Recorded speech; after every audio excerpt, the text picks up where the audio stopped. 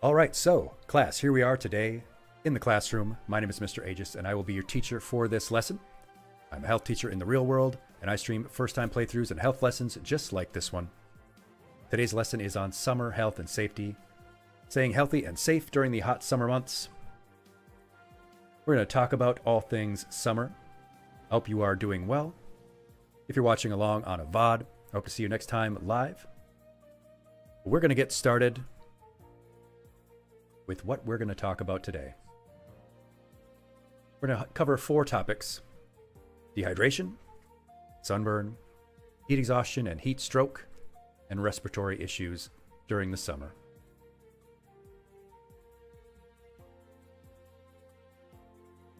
Sorry, Australians.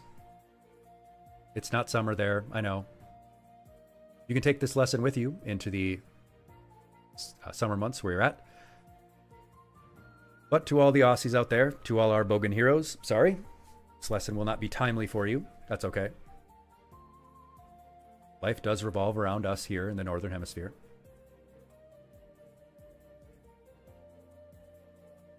Why are we doing this lesson? Because heat was the main cause of almost 2,000 deaths last year in the US alone.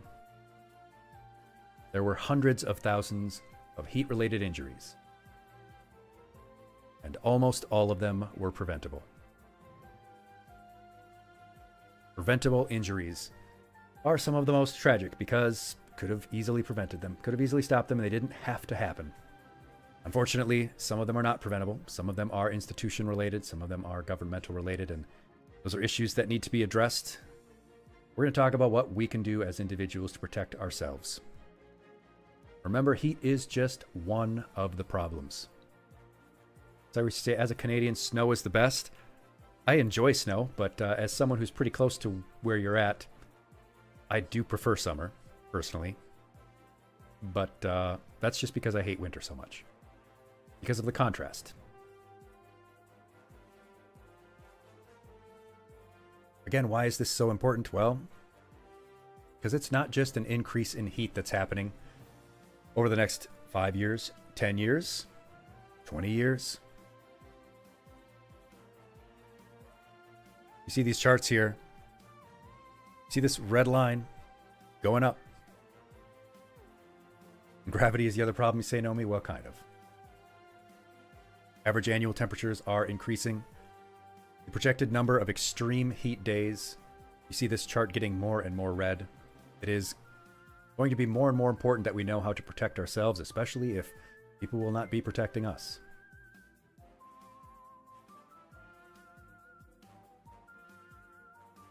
What you can expect, beyond just the heat, of course, there will also be a great rise in mosquitoes and other insects as the weather becomes more and more amenable for their lives.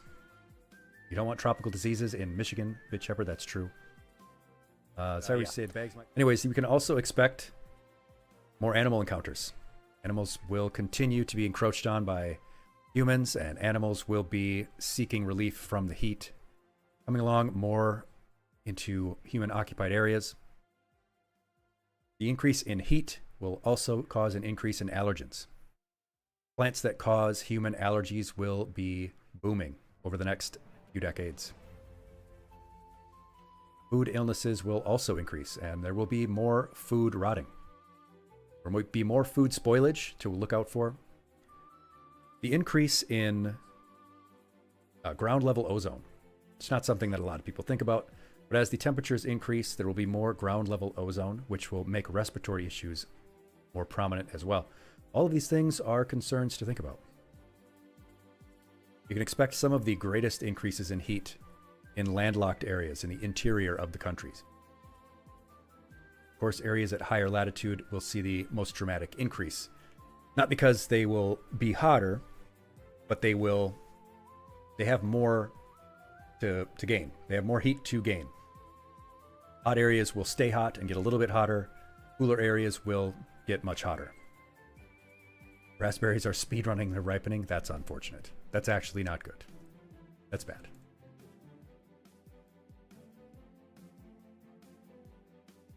So for our first topic, talking about dehydration. Very important topic because this will affect everything after this. You might have heard, if you feel thirsty on a hot day, you should have already started drinking more water. Something coaches often say, training athletes, especially outdoors in the hot weather, you should have started drinking water before you started feeling thirsty. You've seen that pea chart at Amazon? Ooh, that's rough. Having worked there, imagine. You do need to regularly drink water throughout. Don't just wait until you feel thirsty.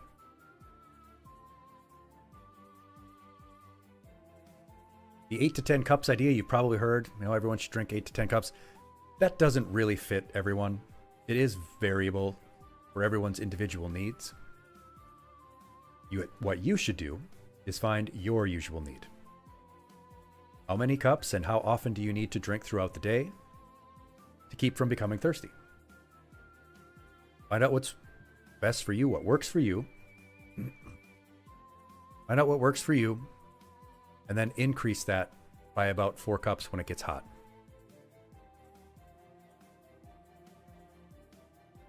If you are planning on exerting yourself, doing some kind of physical activity, outdoor work or sports, you should drink about 20 ounces or more 2 hours prior to that activity. Do you want to have that water in your cells before you start? Cyrus, he's talking about the P chart, yeah, and avoiding caffeine. I know it's hard, but caffeine is a diuretic. It will make you lose water, and it will increase your heart rate.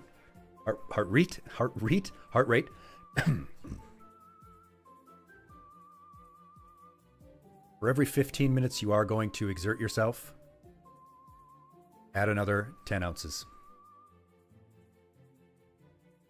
Maybe this seems like excessive if you're outdoors and working out.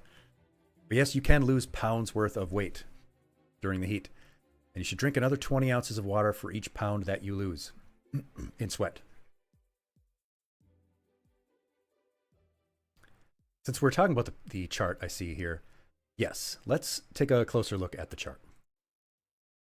Yes, so you are well hydrated if you see yourself in these 2 areas here. Fairly clear or very light. Probably somewhat familiar with this idea. As you get more and more dark yellow, you start to get more and more dehydrated. Yes, we're talking about pee. It's perfectly normal, perfectly natural. Don't feel weird about it. Your urine does start to get dark brown. If it starts to get beer colored, starting to become very, very dehydrated. Your body needs more water. You are losing fluids too quickly. You need more water. And yes, of course, yes, sometimes you do have blood in your urine. That happens. And if it does, let me just move myself out of the way so you can see what it says here at the bottom. It does say, see a doctor. So yeah, if you see your urine a red color, or perhaps a blue color, you should in fact see a doctor.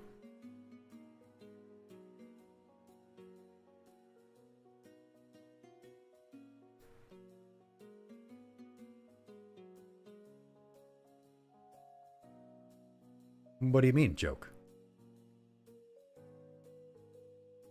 What do you mean, joke?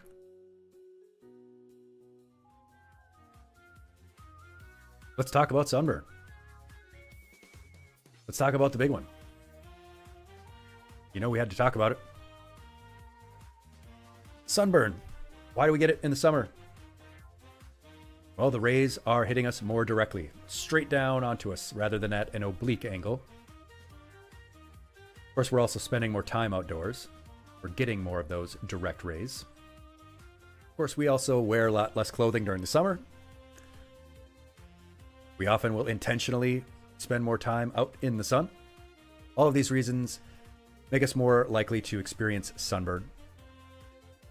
And because sunburn happens, it leads to 33,000 emergency room visits every year. Can you imagine having sunburn so bad that you have to go to the emergency room?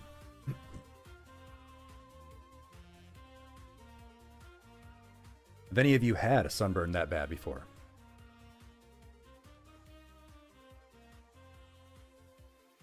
An emergency room visit. Can you imagine your skin being that burned up by the sun?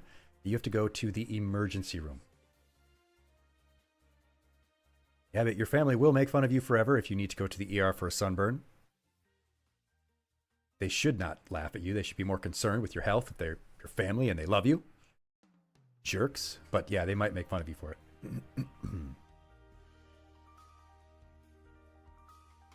Over 1 out of every 3 people will have a sunburn every year.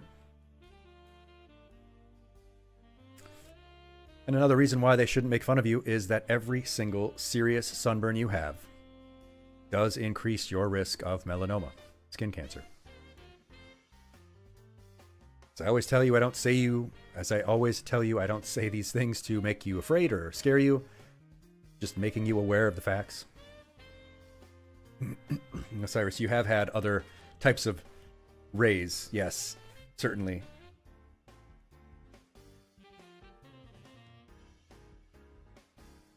But of course, even if you do manage to avoid skin cancer, which is a terrible, terrible thing, sun exposure does have a serious impact on your skin's aging. 80% of skin's aging is as a result of our exposure to UV rays. So if you want to remain beautiful looking like me, make sure that you protect yourself from the sun. And how do we do that? How do we protect ourselves from the sun? How do we protect ourselves from this? There are 2 different kinds of UV rays that hit us from the sun. There are UVB rays. They only reach down into that first layer of the skin. UVA rays, though, they get all the way down into the cells below the hypodermis, deep enough into our vascular system. That's how you can get burn all the way down there. You can get first-degree sunburns, which is the lightest, just on the surface. But you can, in fact, get third-degree sunburn all the way down to where your nerves live.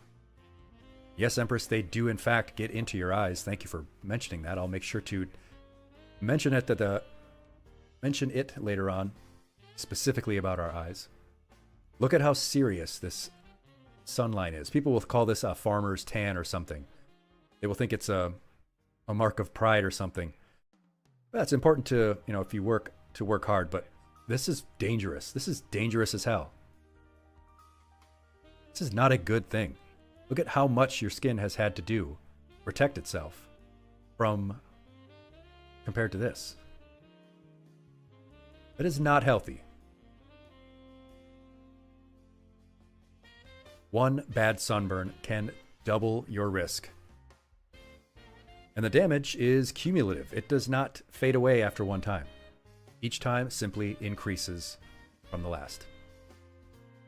And again, not to make you scared, but the damage is irreversible. It doesn't have a way to be undone. There's no medication. There are no treatments available. There's nothing that can undo that damage. Oh, but Shepard, you saw a photo of the Lifetime trucker. I think I might have something like that for you. Just a little bit. If you have fair skin, if you have very light skin, damage can begin within 15 minutes. And you can start having sunburn within that 15 minutes. But it may take an hour or even longer for you to notice. It's just like with drinking water. If you're thirsty, you should have been drinking water earlier. And if you start getting red, burned skin, you should have been protecting earlier.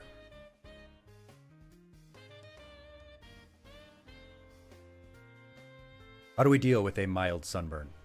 A sunburn like this. There's some redness. You can clearly see the line between the area of the skin that was affected and the area that was not. This is pretty common. Most of us will experience this at some point, maybe every summer. You usually just have some redness, might hurt a little bit, skin might feel dry, it swell a little bit, it might peel later on, might not. That is mild. And how you deal with it? Well, you can put some lotion on it, that's about it. Aloe lotion is very common. It's the oak treatment. It's the accepted treatment. But just remember that it doesn't actually heal your skin. It doesn't actually fix the sunburn, but it does soothe. It does help make you feel better. You can also put a cool compress on it, not a cold one. And I don't mean a beer. Don't put a cold one on it. You can put a cool compress on it. Cool wash rag. That might help. Aloe is good. Very good for soothing all sorts of skin issues, Cyrus. Soothes a lot of things. If you do feel pain, if you do have swelling, ibuprofen and aspirin, that's about it. Make sure that you are not allergic to them. Make sure that your doctor is okay with you taking ibuprofen. It does have some interactions with other medication. But that's common. First degree sunburn, mild sunburn is pretty common. Cracking up a cold one with the boys. Know me. Yeah, cracking open one. Cracking up, cracking open. You crack me up. What about a more serious sunburn? What about a moderate sunburn that gets down to the second layer? Something that looks more like this.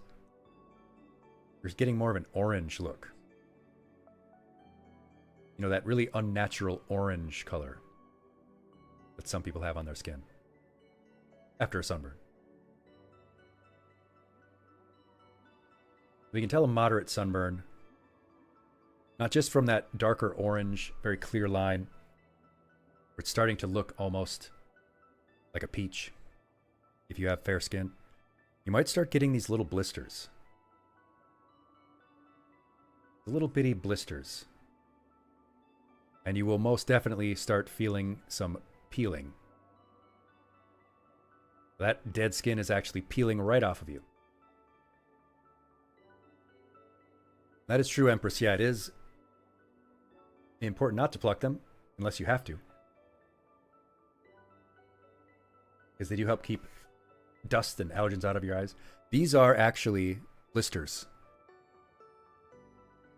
Let me bring up a bigger picture.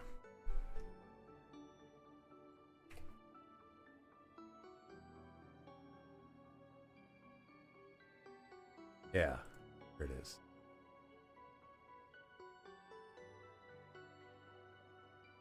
Oh, I hate when Google does that. Oh, just look at the picture, and then the picture's not actually there. Yeah, these are actual blisters. This is the same image. You see the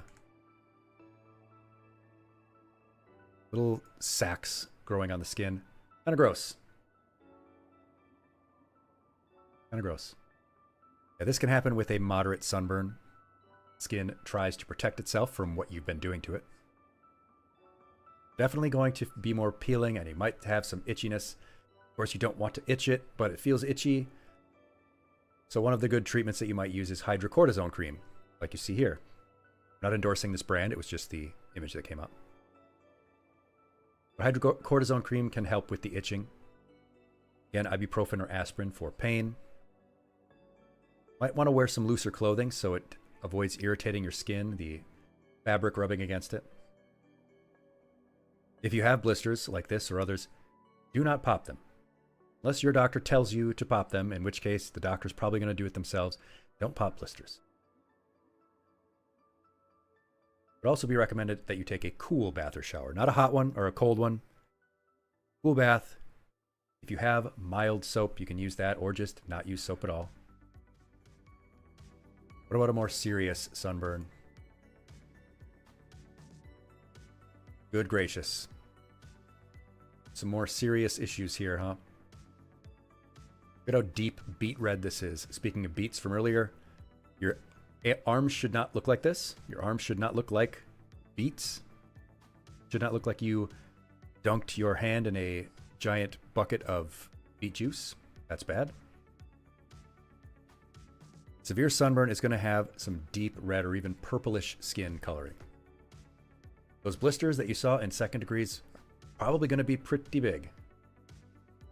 That's vermilion paint. When you get to this level of sunburn, the skin might actually start to feel moist. One of our favorite words, moist. That's bad. The skin doesn't feel dry, it feels moist. Liquids are coming up out of the skin. That's bad. This is sunburn that's going to be very painful. May even lead to health problems generally. You might feel a fever. You might start getting chills. Those blisters might get huge. You need medical care for this level of sunburn. You need to go to a clinic. You need to go to urgent care. I know healthcare might be an issue, but this is very serious.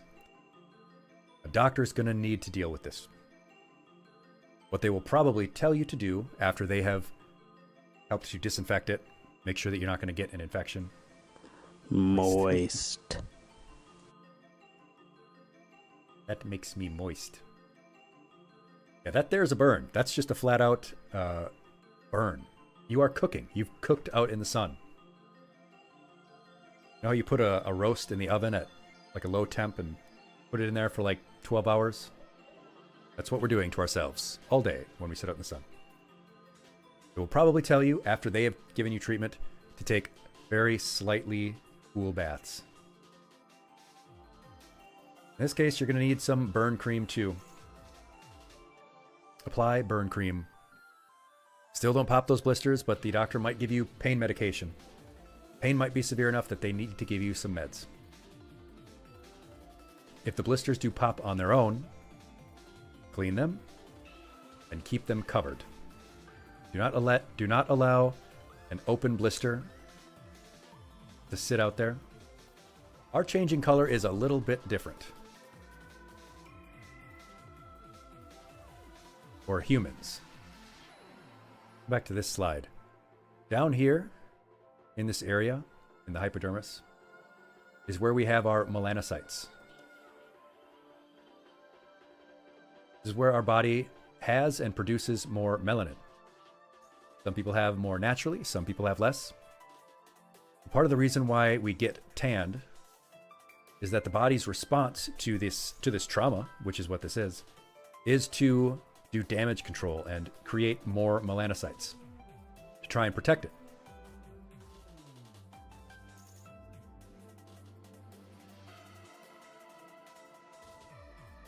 Sunburns are radiation burns. Yeah, they are radiation burns. It is ultraviolet radiation that is burning us. Like I said, people who have darker skin, who have more melanin, are more protected because that is melanin's job. Melanin protects the deeper layers of our skin, causes a darker pigmentation that can also protect the surface of the skin. So you are more naturally protected if you have darker skin, but it doesn't mean you are immune. You should be taking care of your skin from the sun, regardless of skin color.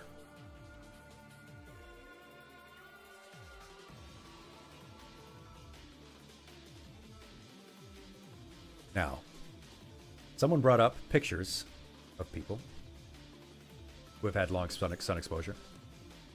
And if you're prepared to see them, there they are. On the far left side here, we see a trucker. Someone who was a commercial trucker for 28 years. You know, when you sit in the driver's side of a truck, the left side of your body faces the window, your driver's side window, and is exposed to sun all day as you drive. And your right side is not. Look at the pattern of aging of his skin. This looks like the skin of a man who is maybe 80, 90 years old. The other side, totally different. That is how serious sun exposure is for the aging of your skin. Imagine the health of this person's skin, the greater risk of skin cancer on this side. Again, not to make you afraid, but to make you aware.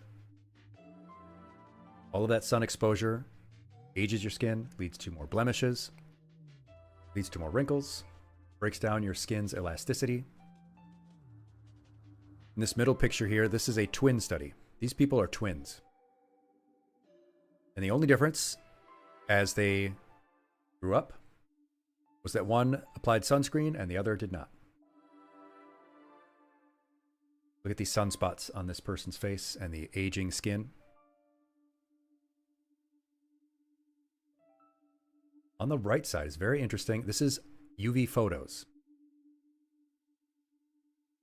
This is not what their skin looks like under normal light. We don't see any of this. Any of these spots. This is what the damage looks like that we can't see as it's happening. See, again, this individual who has darker skin can still experience sun damage. People who already have fair complexions, the damage can be pretty severe.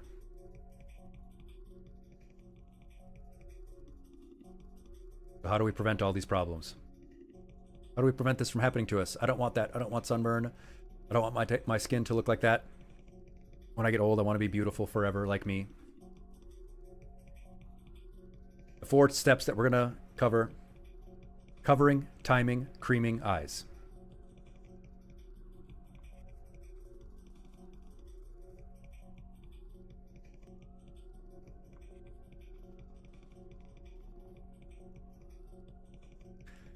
Yeah, those are the 4 steps that we're gonna take care of.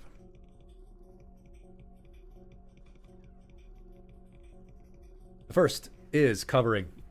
The simplest and easiest way to protect yourself from the sun is to make sure the sun doesn't hit the skin. If you're going to be outdoors for an extended period of time, cover as much skin as you feasibly can. Obviously, you might not be able to cover all of your skin, but as much as is feasible. Obviously, if it's hot, you want to wear lightweight clothing. You might want it to be fit loose on you. But you do want the construction.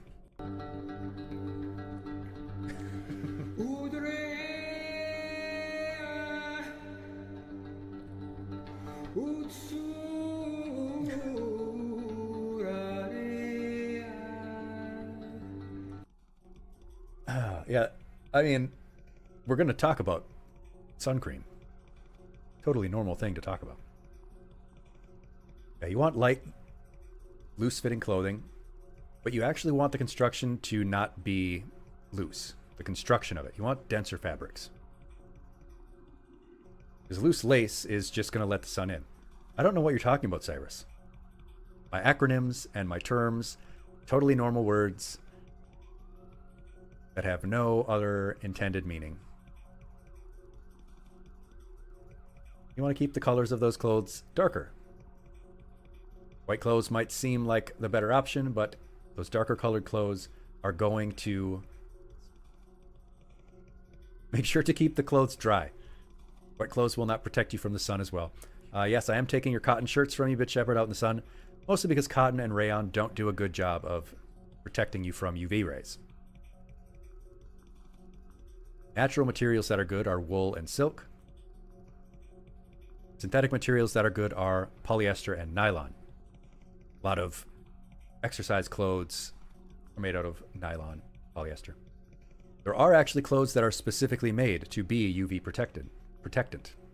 You see a little tag on them that says UV protect and the number that it protects you.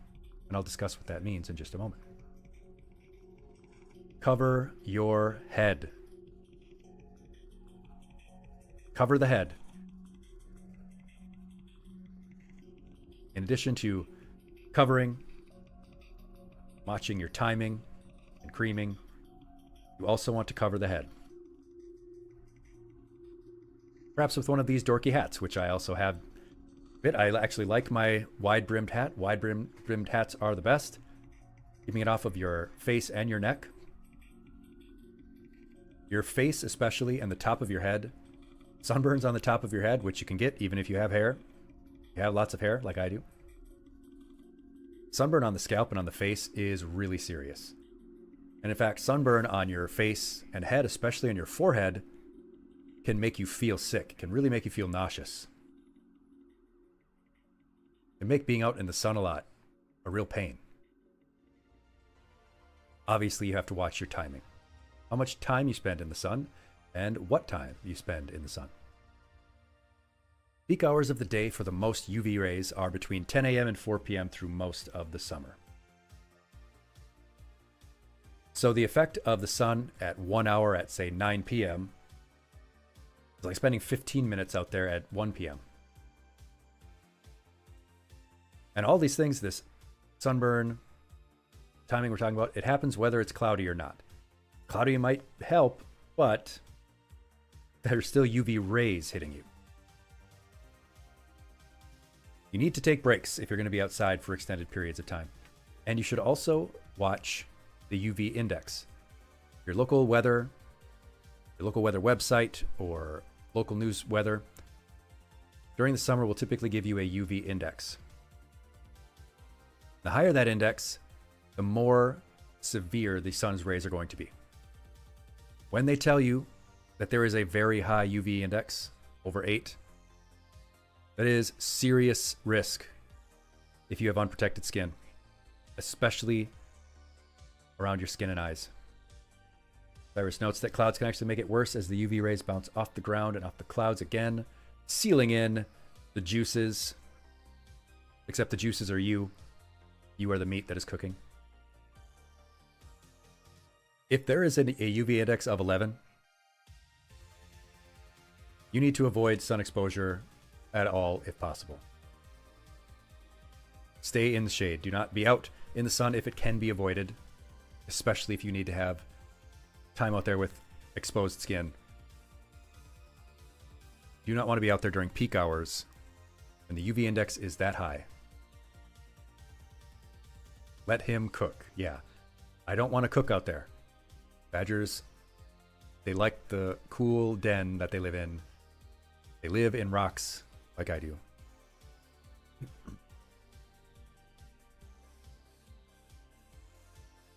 So, let's talk about the thing that you probably all do know about.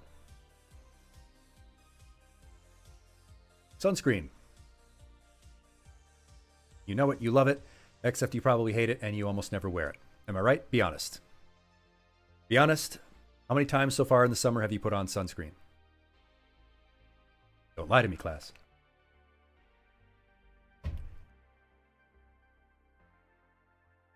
Zero West says. Good Shepherd says about 3 times. Thank you for being honest, Wes.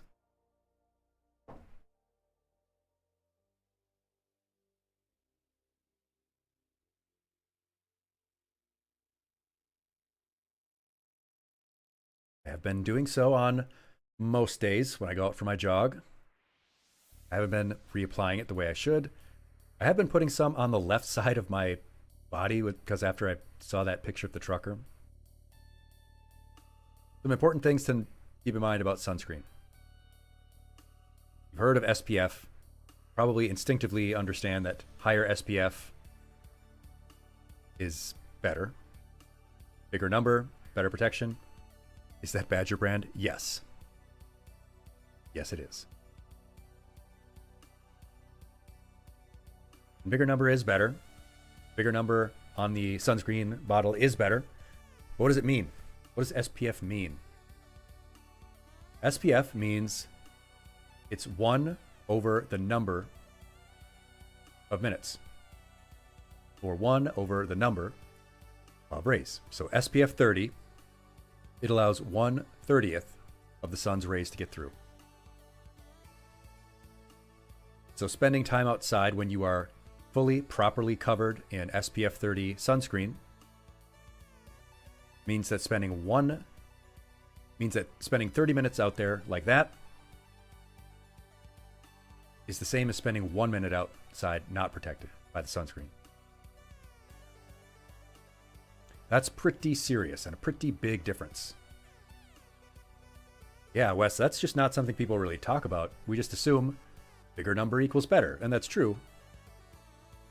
But it's never really mentioned why or how that number is arrived at. There is an upper limit to how much it can do, and I'll mention that in just a second. Something very important to keep in mind. Oh, no problem, Wes. Happy to have you here. It's all right to be late if you can't be here all the time. You know, we're all busy. What's important to note, we talked about the UVA and UVB rays a little bit earlier. Back here. Talked about the UVB rays. Don't get as deep. And the UVA rays get all the way down there.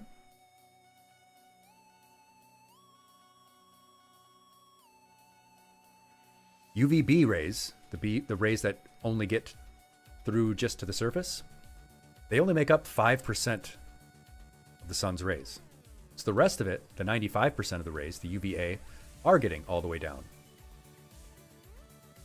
But the UVB rays are still serious because they are very high intensity. So both rays, both types of UV rays can be very dangerous. Although UVA rays are more dangerous to long-term health. And some sunscreens do not protect against both types. When you're choosing a sunscreen, something to look for. Does it cover you from both types of sun rays?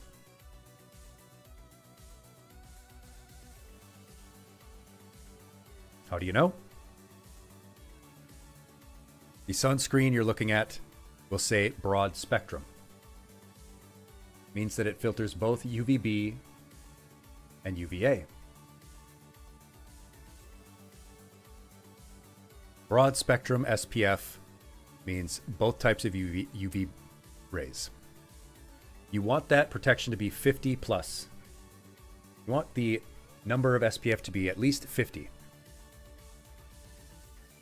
At SPF of 50, you are protected from 98% of UVB rays. So you can get higher than that. But SPF 50 is the minimum that you should use. That will be very protecting. Of course, you'll also see sunscreens that are water resistant. That's not just a marketing term. That is a regulated term. If it says it's water resistant, it has to last in water at least up to 40 minutes. Some sunscreens go above and beyond this and have water resistance up to 80 minutes. They call themselves very water resistant, or they might just call them water resistant. Either way, though, it has to last at least 40 minutes. So get yourself a sunscreen that is broad spectrum, is at least an SPF of 50, and can say that it is water resistant.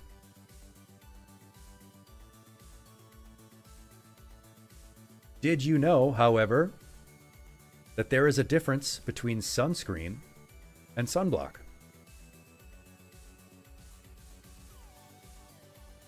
Did you know there was a difference between sunscreen and sunblock? We use the terms interchangeably in most contexts, in most conversation.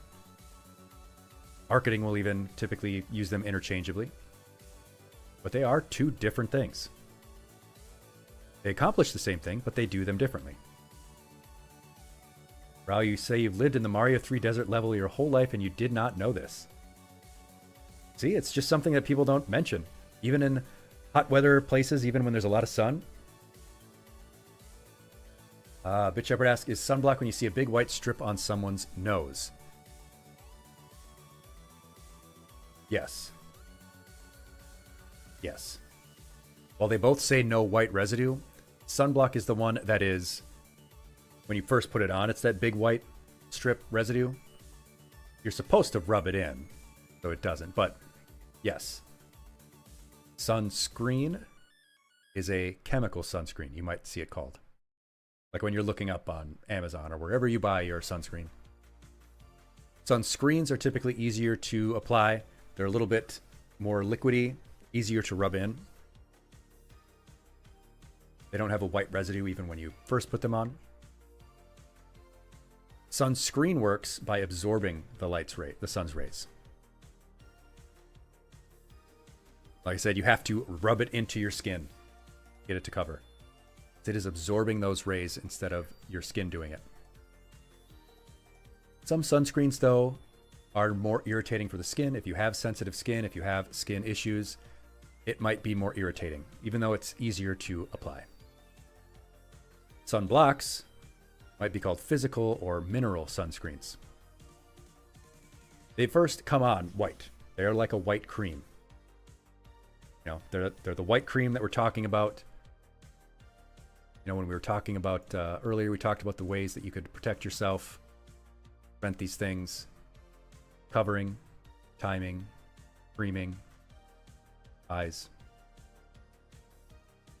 You can just slather this on. You just slather it on, and it's easier to tell where it is so that you can make sure that you've covered all of the exposed skin. Sunblocks typically irritate the skin less than sunscreens.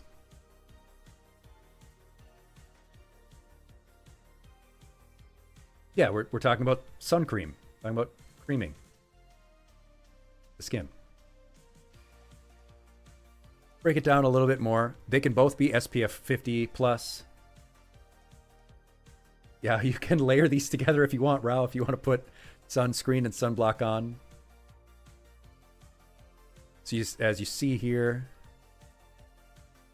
chemical sunscreens, typically like this one, like Banana Boat, a brand, I'm not endorsing it, just an example. They're called chemical sunscreens because they use chemicals like avobenzone, homosalate, octosalate, and octocrylene. Typically, you'll see them have like a long name of a chemical like this. Why they're called chemical sunscreens. They do let some of the sun's rays in, but they absorb it themselves instead of having your skin do it. Sunblocks, these physical sunscreens that are more like a cream, they push the sun's rays off. They reflect it. And usually these are titanium dioxide and or zinc oxide. These are like a mineral. These minerals are used to protect you. Sunblock, you are more like painting your body, Bit Shepherd. Yes, you paint your body in it because it can be easier for you to tell how well you've covered, which is significantly important, and we'll talk about it in just a second. How to apply sunscreen? Well, most people use an amount like this on the left. But you really need to get a whole lot more cream out there. You need a whole lot more cream. Get at least this much cream in the palm of your hand. If you're going to put sun cream on, you need at least this much cream in your hand. So you can get it all over your exposed skin. Cover all the skin.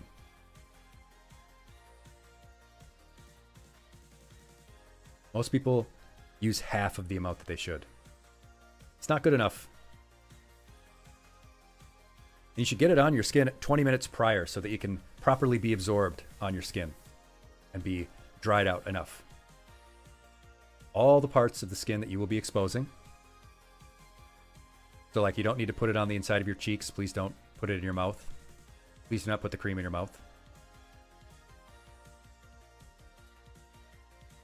But pay attention to your face and neck. Like I said, heat injuries on your neck and face can be very significant and very severe. It can be dangerous. And your forehead, on the top of your head, can make it a whole lot easier for you to get heat exhaustion and heat stroke, which we'll talk about later. That's when you can start to feel sick. I always cover my forehead. Like when I go out for a jog, I'm always wearing a bandana because when my forehead starts to get burned, starts to get hot, I start to feel sick. I get nauseous. No Empress. Lube is not the same as sunscreen. Do not use either for the opposite purpose. Please do not. But also pay attention to the top of your feet. If you're going to go around barefoot or in sandals, the skin on the top of your feet is very sensitive because we're usually wearing socks and shoes. They don't usually get that much sun exposure. People get really bad sunburns on the top of their feet because they don't realize, oh wait, this skin is not used to getting sunlight. And now I've spent all day out in the hot sun. And imagine how painful a sunburn on the top of your foot would be. Try and put those shoes and socks on. That's going to suck big time. But yeah, get that cream on your feet. Get that cream on your face. Get that cream on your neck. Get that cream on your forehead.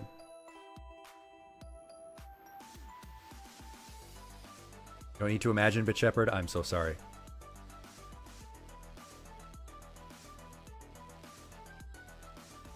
You want a nice even coat.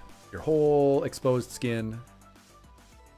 Of course, you can get sprays. You can get sunscreen sprays. That's fine too, as long as you're getting a generous, even coat. Spray it nice and close to the skin and rub it in to make sure that it's fully covered.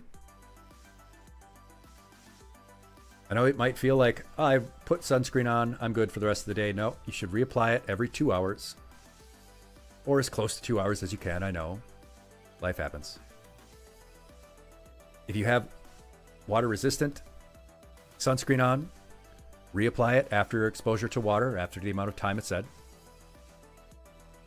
If you're also going to use insect repellent, put that on after your sunscreen. Put the sunscreen on first, then any insect repellent or makeup that you're going to wear. I like these pictures here. These are really interesting to me. This first picture of this person here, they've put sunblock on him in this pattern of a sun with a smiley face. These pictures are taken at the exact same time, right? This person's skin, you can't even tell. You can barely tell a little bit up here. You can't tell that this person's skin is covered in sunblock. But this is what it looks like under UV light. All of the areas that are dark here are protected. It's acting like a natural melanin, for example. All of this area of skin is blocking the sun. So if you don't have an even coat, if you've just haphazardly applied it to your face, it's like this skin. Every part that's not covered, you might as well have not worn anything. You see a nice even coat completely here on the left side of this woman's face and nothing here. You wouldn't be able to tell under normal light. That's pretty stark how much is protected and how much is not. This is why you need all of the areas of your skin. Again, don't just slap some on your face and rub it a bit. Don't just slap some cream on your face and rub it in a bit and think that it's good. You need to slap that cream on your face and rub it in thoroughly. All of the exposed skin.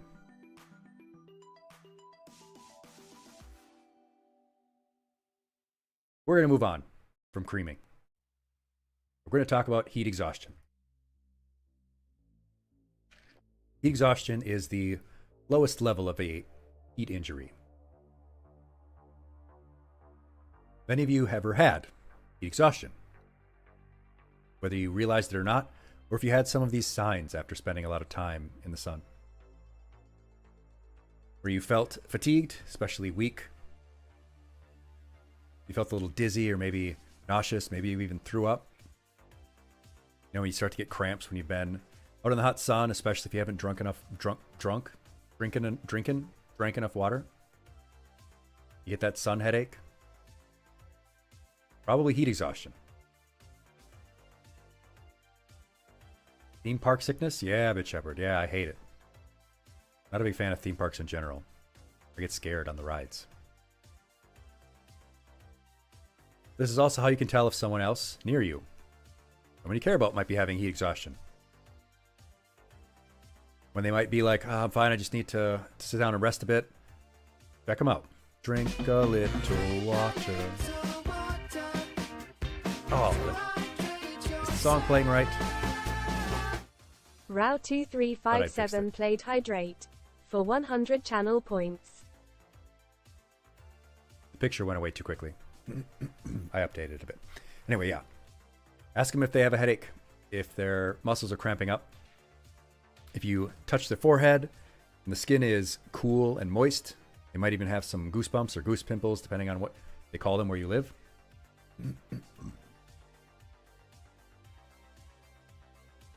The robot talked to you today?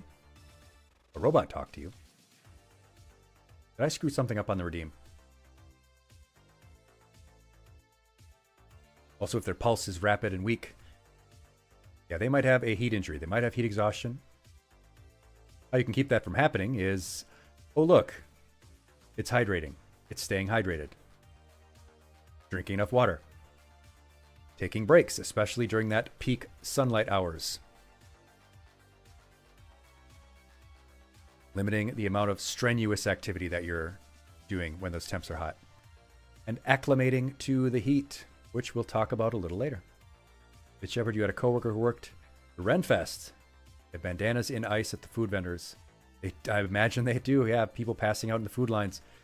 You're out in a line. You're not even moving around, getting a little wind in your face. You're not standing in the shade. And if you're in line to get water, you don't have water. It's a dangerous time. And a lot of people are out, when they're in Renfest gear, they might not be wearing light enough clothing. It's a recipe for disaster, not a recipe for delicious mead and honeyed breads at the Ren Fair. And drinking, yeah. Naturally, they're also drinking those honeyed meads. If you or someone you know has heat exhaustion, they're exhibiting these symptoms, how you treat it is like you have there. A cool, wet cloth, especially on the neck and on the head. And drink water slowly. Get hydrated, but don't just gulp the water down.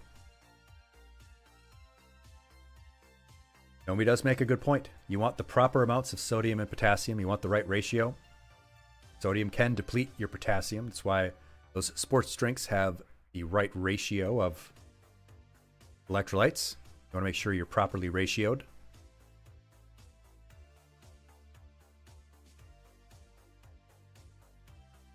If you can put a fan on the person or yourself. If it's pretty serious, you can put ice packs near your neck or in your groin as well. That helps to dissipate heat. The heart is a muscle. El Bozo, ratio those electrolytes. Exactly, Rao.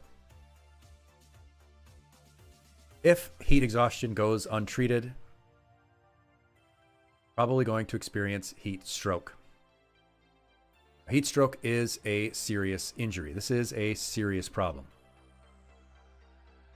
You can tell if someone has heat stroke because they're going to have temperatures that are going to exceed 40 degrees Celsius or up to 104 degrees Fahrenheit. That's a serious fever level temperature.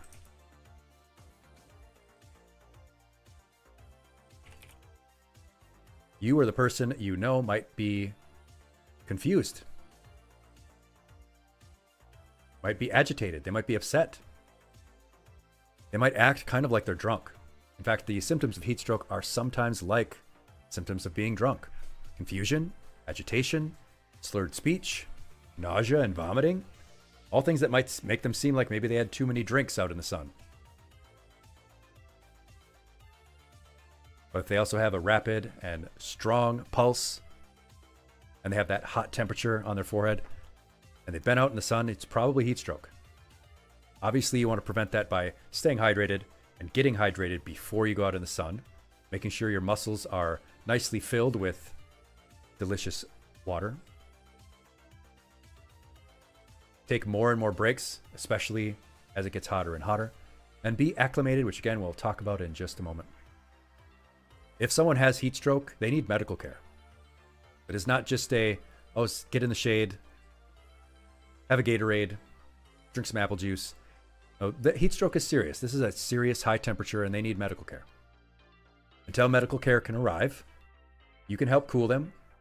If you have a cool bath that you can put them in, or a cool shower, ice packs, especially around the neck. Like I said, the groin, where we have a lot of heat that can dissipate. Getting some cool air around them with fans.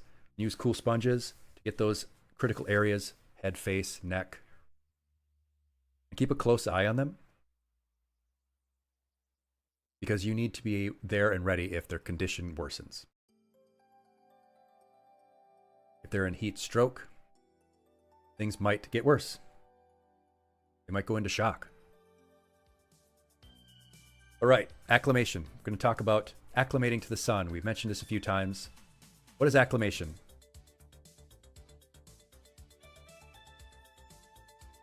Does that say monitor urine? Yes, we do want to monitor urine. In fact,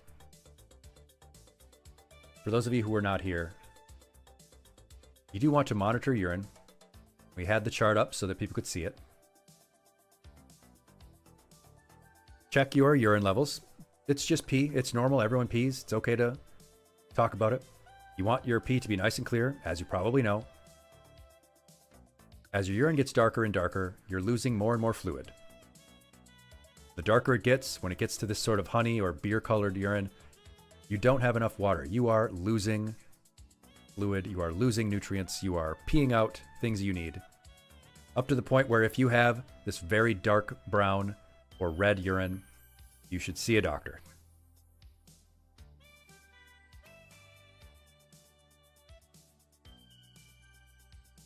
So you get another look at the pee chart.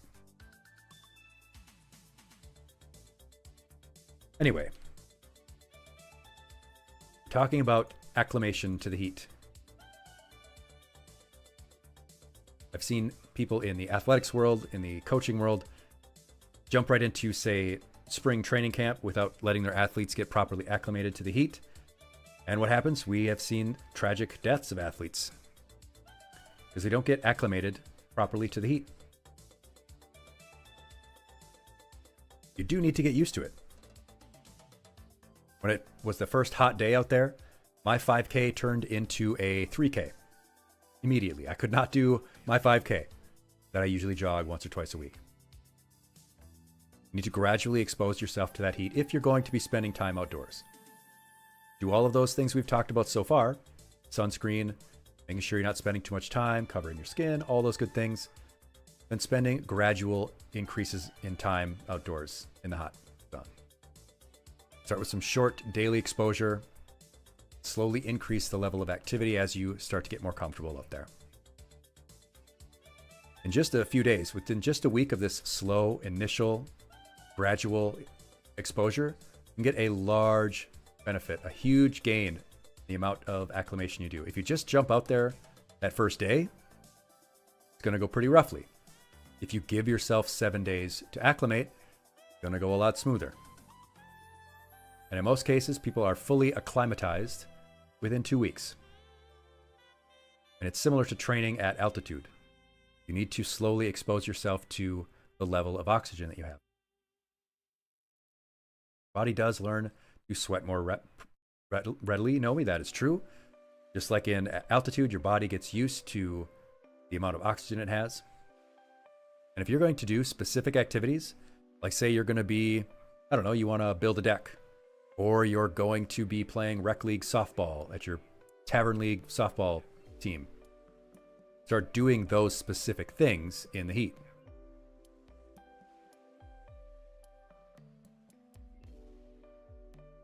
Last thing I wanted to talk about was respiratory issues. Not something people really talk about when it comes to heat. But respiratory issues can become very serious during the summer. Those higher temps, they mean that we need more oxygen throughout the day. We need to circulate that blood, and we have an increased need of oxygen, increased need of blood flow. And if we're not hydrating properly, it can thicken the mucus in our lungs, can make it harder to breathe, make it harder to get all that oxygen we need. People can many times feel short of breath more often in the summer, especially if they already have some issues like asthma or COPD. All that hot air can increase our inflammation in our mucous membranes. We talked about earlier, there's an increase in allergens during the summer, during the hot weather. It can irritate those already inflamed passageways. And of course, we didn't even talk about this earlier, but humidity.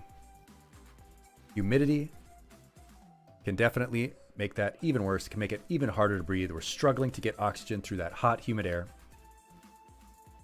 Often, unfortunately, as well, there are greater pollutants in the air. There's more traffic. Make things even worse. And I mentioned earlier, something that we don't really talk about is ground level ozone.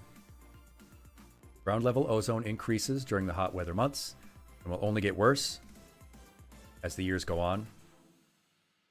That can cause serious respiratory problems. So, just like with the UV index that your local weather station will put out, and the weather.com or wherever you get your weather from, they will also usually post an air quality measure. Don't just brush those off. And we see things like the heat index or the air quality levels. Actually pay attention to those. If you have the capability, getting an air purifier that has a HEPA filter can help during the summer months. Oh, hello, Sonic. No problem. It's all right. We're just rounding the bend on the lesson before we get the game going. If you take medications for any respiratory issues, take them as recommended. Or if you're taking any over-the-counter medicines for allergy issues, for example, don't take too much. Take what you're supposed to. Keeping your living space clean can also help a lot. Spring cleaning is good for more than one reason. Help get those dusty areas cleaned out. Try not to use any harsh cleaning supplies.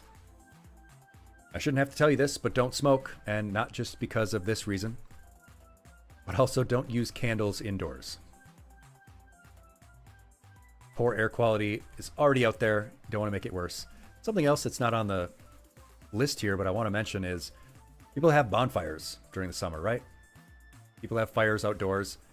Be careful with the amount of smoke that you're exposing yourself to. That can make things pretty rough on your lungs. It's already harder to breathe during the hot summer months. There are more pollutants, there's more allergens. It's harder to breathe in hot air, it's harder to breathe in humid air, and then you're also exposing yourself to smoke from a fire. So we've talked about dehydration, we've talked about sunburn, talked about heat exhaustion and heat stroke, acclimation. We're going to talk about our eyes. Touched on it a little bit earlier, but I wanted to make this its own separate important slide. Your eyes can be severely damaged by UV rays. If your skin gets damaged, imagine what it can do to your eyeballs. When you walk outside on a hot summer day with no clouds, and that first instinctive, oh, my eyes. Yeah, it is burning your eyes. And don't stare into an eclipse, as Rao mentions, like some people do. Your eyes can burn. Your eyes can get sunburn. You can get what's called photokeratitis. You can get sunburn of the eyes. You can also get conjunctivitis, which is where the membrane surrounding your eyeball is damaged. It's cooking your eyeball. It's cooking the juices in your eyeball. You don't want that. It's bad. Why does the sun make you sneeze, Rao? There is something about light. Oh, Sal, hello. Thank you for the spitballs. Lovely. The Audi to you, too. Ugh. Yeah, there is a genetic predisposition to it. And there's something about light that just helps you sneeze. Oh, hello. Thank you for this gold hearts. Gold heart. Thank you for the hearts, Empress. It's all right, Sal. We're just rounding the bend on the lesson before we get going in Minecraft. Ah, yes. Where was I? Yes. If I am trying to sneeze and I can't, you get that halfway there. I'll turn the light on in my room and it will help me to sneeze. I hate that when you're on the verge of sneezing and you want to, but you just can't get it out. I hate that. Yes. Repeated sun exposure to your unprotected eyes can lead to an increased risk of cataracts. I used to work in an eyeglass laboratory and we had to make special glasses for people who had all kinds of eye problems. Very serious issue. Don't take it lightly. You don't want damage to your retina. Wear sunglasses outdoors. I mean, they can make you look cooler, right? I mean, you don't have to wear dorky sunglasses. Get some cool ones. And not only do you look cool, but you are also protected. At least wear sunglasses. At least wear sunglasses and a hat. But for the love of God, wear sunscreen. Like the guy from Top Gun, yeah. Get a pair of nice, cool-looking aviators. Wear those wide-brimmed hats. Take breaks. Spend time in the shade. Protect your eyeballs.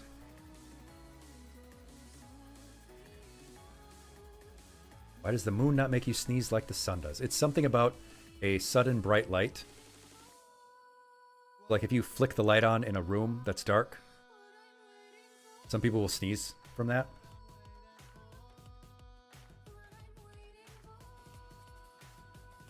There's a genetic factor, as Bit Shepherd mentioned. But I'm going to ask you some questions. I'm going to cover up this screen. I'm going to ask you some questions.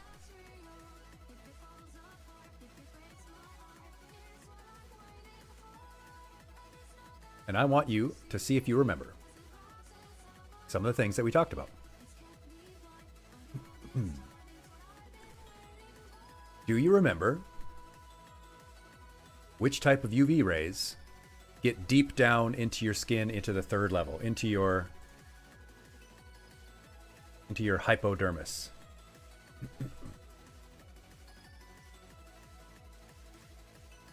Sonic, we do actually. Some people do sneeze from electric lights, like the light in your room. That can sometimes make me sneeze. Yes, does anyone who has been paying attention remember which type of UV rays gets all the way deep into the skin? Yes, indeed. It is UVA. The University of Virginia. It's all the way deep into your hypodermis where your blood vessels are. Hello, Paul. Paul. Detroit Smash? What? Yes, electric lights can also make you sneeze. And it is UV rays that get all the way down into the hypodermis. All right. Does anybody remember how much one bad sunburn can increase your risk of melanoma? It can double your risk.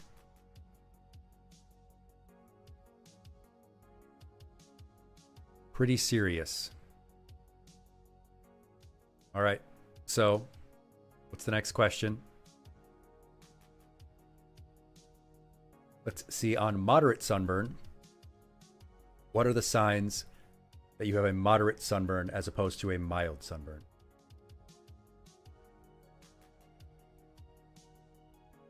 Itching, I see itching, yes. Itching, shedding, skin peeling, whatever you like. And yes, small pus bubbles right here. Darker red swollen skin. Those little bubbles, those little blisters, and peeling skin. All right. So what is the treatment for the most severe sunburn? What did we say was the treatment that you should give for the most severe when we get to the third level? What should you do if you or someone around you has severe sunburn? Sonic, shedding skin hurts for you? Yeah, that does hurt. Rouse says skin grafting.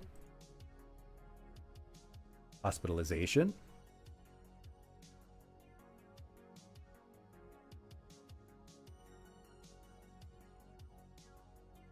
All kinds of good answers. Do not apply barbecue sauce. Vinegar and water spray. Just put some lemon on them. Please do not do those things.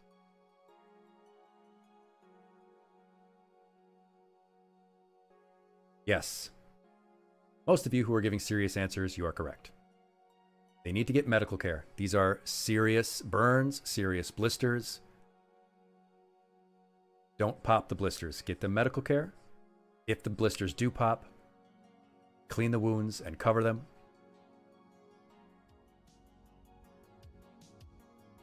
So, why should you wear sunscreen or sunblock even if you're going to be in the car?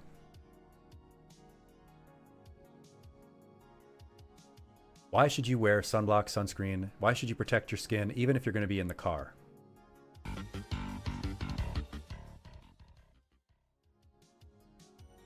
NAF for all. Because it does go through the glass. And what did we say? What did we look at?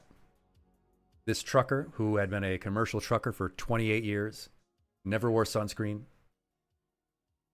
Look at the aging effect on the left side of the screen that faced the driver's side window.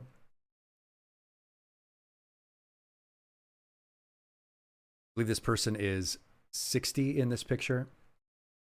On the right side the left side looks pretty normal for that age. Maybe even looks like the skin of someone who's 50 something. This is the skin of someone who is like 90 years old.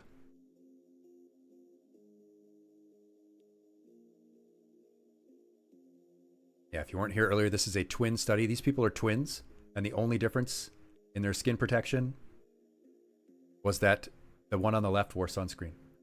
This person's skin and the blemishes on them came from years of exposure to the sun without sunscreen. And yes, these UV lights showing invisible skin damage.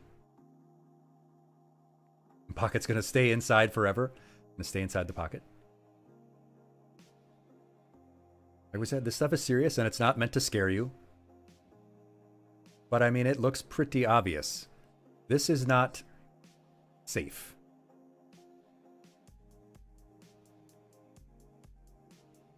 This is not a safe thing to do. Bonk. Yeah, I deserve that one.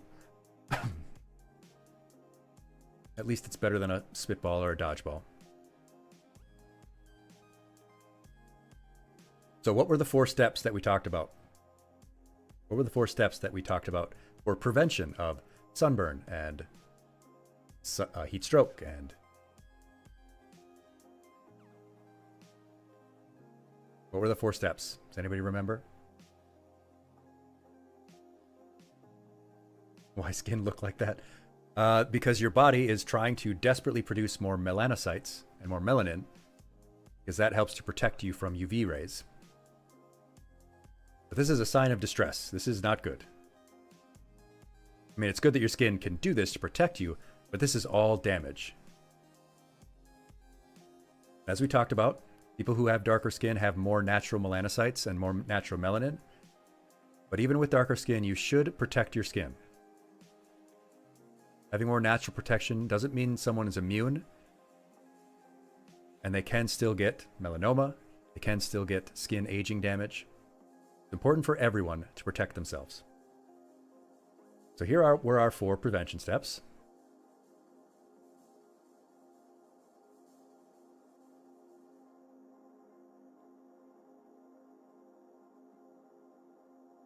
For those of you who did not remember.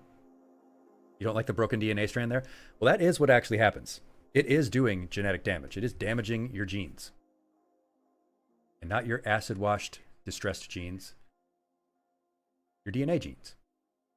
Yes, we talked specifically, Pa, about protecting our eyes.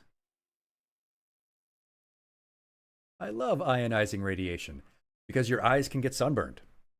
Your eyes can get photokeratitis and get sunburn. You can get conjunctivitis, and it can lead to cataracts and macular degeneration. Very bad things, and it's easy to protect your eyes. You can wear some cool-ass sunglasses.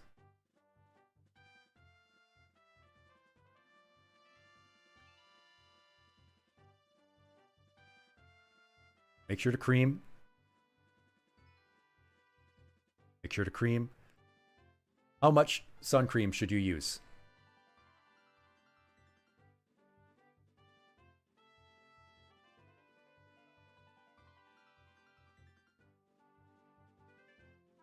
How much cream should you get in your palm?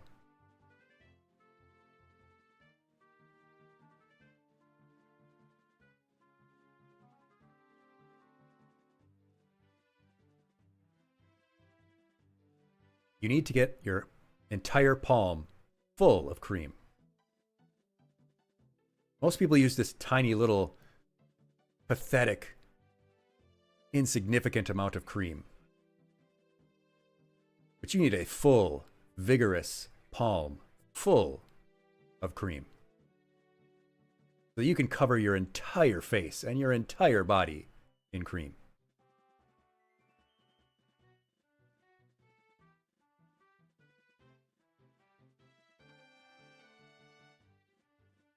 Ivy, it is true that we did wear more covering, and we did wear more robes in many places in the world.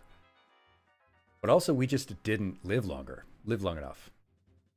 A lot of people died before they got to the point where they would have gotten melanoma. Drink a little water. Water for lice. Appropriate. Poor Maltz played For our lesson on hydration. For 100 channel points. A lot of people, and I forgot to put the picture in here. But we talked about it last time. The picture of like Paul Rudd versus Wilford Brimley. How people just looked older back in the day because they smoked, because they drank more, because they had spent more time in the sun, exposed. But why is the text-to-speech lady announcing the redeems? She better not do that for my new one I added. I'll turn that off right away. That's what you meant by the robot. Oh, okay, from earlier. Yeah, I'll turn that off. But yes, why is it important to cover your feet? Why is it important to cover your feet for reasons in the summer?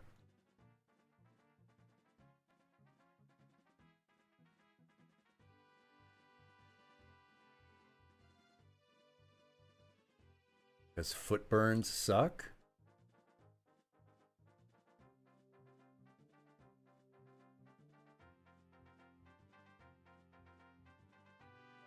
Don't be that guy. They are often perpendicular to the sun, paw. Yes, we can play Minecraft. We're just about done with the lesson. Yep, and our feet are usually not protected. Usually during the rest of the year, we don't protect them. They're in socks and shoes that are more sensitive. They're more sensitive to the sun because they don't ever get sunlight. Feet picks are lucrative. I don't know what you mean. But yeah, you do need to get that cream all over your feet as well.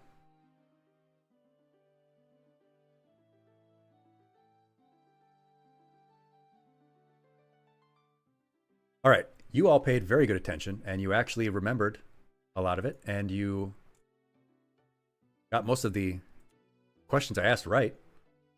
So I think we can head on over to Minecraft now. Let me just update the stream title.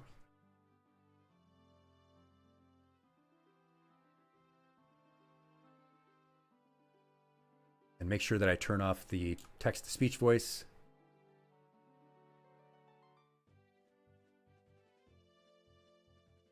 If you got them wrong, you wouldn't get to play games. If you got them wrong, we wouldn't do ferret time. We would not go to ferret time. If the class is bad, we do not give rewards for that. I don't reward bad behavior.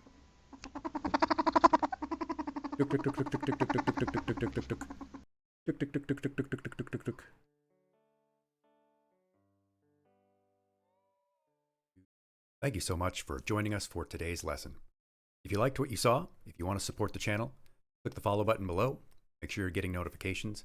Head on over to twitch.tv/Mr. Aegis, same name as it is for YouTube. Give us a follow there. I hope to see you at our next lesson.